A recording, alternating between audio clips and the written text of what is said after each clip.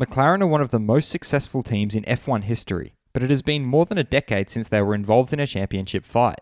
This year, they equalled their best finish of the last decade in the championship table with a third-place finish. With a slew of changes in the upcoming season, McLaren CEO Zak Brown thinks that they now have everything in place to take it to the next level. I'm your host Dillon Shelley, and first up on Formula World, McLaren will be back as a big team. Brown began by praising team principal Andreas Seidl, while acknowledging that it will take time to get back to the top. I think we do have everything that we need. It'll take time. Andreas Seidl has done an unbelievable job leading the Formula 1 team. He then pointed out all the positive aspects of the McLaren team. We've got two great drivers. We've got the Mercedes power unit. We've got the fantastic men and women at the racetrack and back at the factory, all building towards this race car to make it go as fast as possible. He further added that they finally have everything they need. So I think we need some time for it all to come together, but I don't think there are any pieces to the puzzle missing now. We've just got to put the puzzle together. Brown summed up his words by explaining why they can regain their status as one of the top teams in Formula 1. We'll run at the cost cap now, so I think we'll be back to being one of the big teams. Fast feed. 2020 World Champion Lewis Hamilton thinks that the respect between drivers, the FIA and the stewards has grown, and so has the understanding. He also added they won't catch him for an illegal practice start again, as he has learned from it and it won't happen again.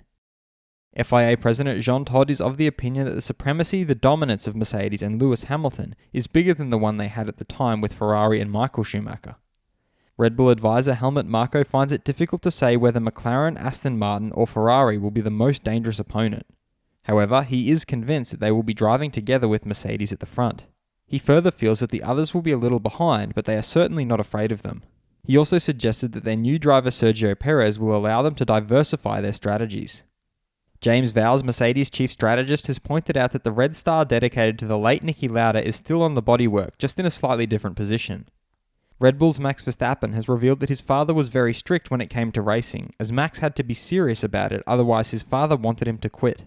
As such, Max had to give it his all, while other kids were playing, but in the end, he's glad his father was so strict with him. Red Bull co-owner Dietrich Mateschitz feels that Max has lost a lot of points due to breakdowns, otherwise he would have easily finished second in 2020.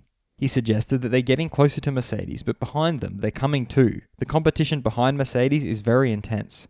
He therefore thinks they need two strong drivers next year, and Perez is the best in that respect.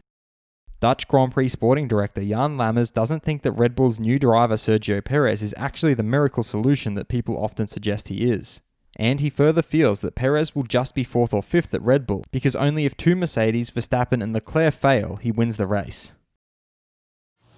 Will McLaren soon be back as one of the big teams in F1?